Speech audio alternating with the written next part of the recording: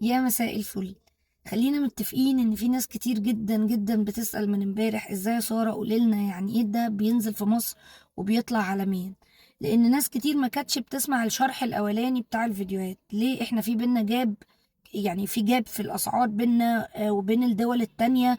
واشمعنى السعر العالمي بينزل واحنا بنطلع والعكس صحيح؟ لان احنا عندنا مشكلة في سعر الصرف في الاسواق الموازية، هي اللي عاملة كده في اسعار الذهب.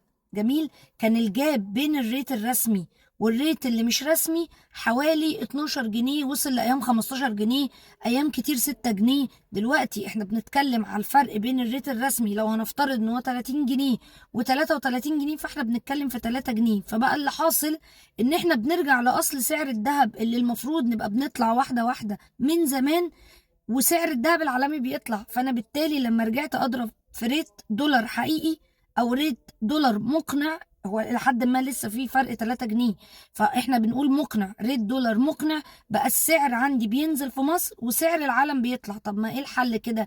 اللي احنا جبناه خسرناه، واللي جاب ب 2000 جنيه الجرام 21، واللي مش عارفه الحقيقه يا ساره احنا بنخسر. لا، هو كل الموضوع انه انت دلوقتي السعر العالمي بيطلع، فاجلا ام عاجلا انت لما نيجي نضرب الدولار الحقيقي بتاعنا اللي هو 30 جنيه، اللي هو 31 جنيه، اللي هو 32 جنيه، ايا كان الايام الجايه هيبقى ايه في سعر الأنصة العالمي اللي هو بيطلع، طبيعي السعر الدهب لازم هيطلع تاني.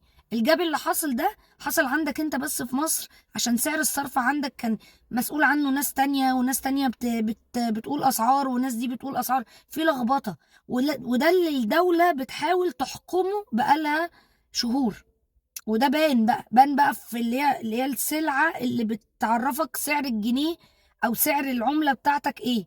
يعني السلعة الوحيدة اللي ممكن تعرفك السعر الصرف عندك هي يعني سلعة الذهب او جرام الذهب، لان احنا بنجيبه من جرام عالمي ثابت. العالم كله بيشوف يعني الأونصة سعرها كام بالدولار.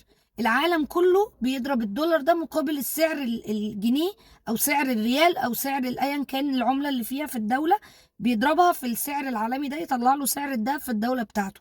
عشان ده برضو لو حد عايز يعرف مثلا في دبي في السعودية بيشوف السعر بتاع الريال ويضربه في الدولار في سعر الأونصة، يطلع له سعر العيار بتاع ال 24 اللي بنحيف منه او اللي بنطلع منه اسعار ال 21 واسعار ال 18. جميل.